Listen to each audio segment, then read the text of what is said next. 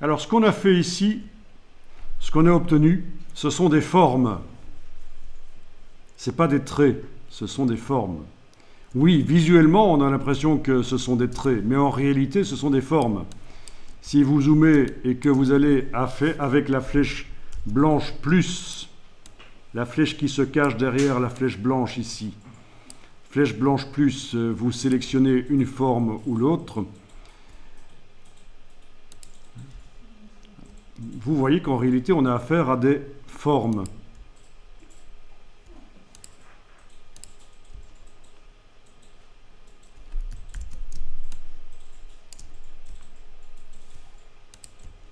D'accord? Un peu comme si on avait pris le crayon et qu'on avait dessiné cette forme bizarre ici, comme ça. Donc là, c'est une vectorisation qui tient compte des traits originaux. Les traits tels qu'ils étaient dans le dessin original, leurs différentes épaisseurs, on retrouve ça. Bon, il se trouve que dans le dessin ici, il n'y avait pas trop d'épaisseurs différentes. Ok, on va enregistrer ça. Fichier enregistré sous, je vais enregistrer ça sous le nom 02. Et on va passer à un autre type de vectorisation, c'est la vectorisation en mode trait. Alors avant de faire ça, je vous montre ici un autre travail qui a été travaillé précédemment. C'est celui-ci. Et là, c'est une vectorisation.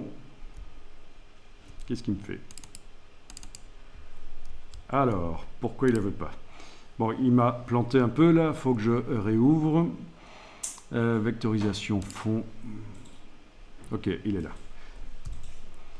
Donc c'est une vectorisation en mode fond. Voilà, c'est exactement ce qu'on vient de faire. Mais le dessin original avait des variations de traits. Il y a certains traits qui étaient plus fins, d'autres plus gros.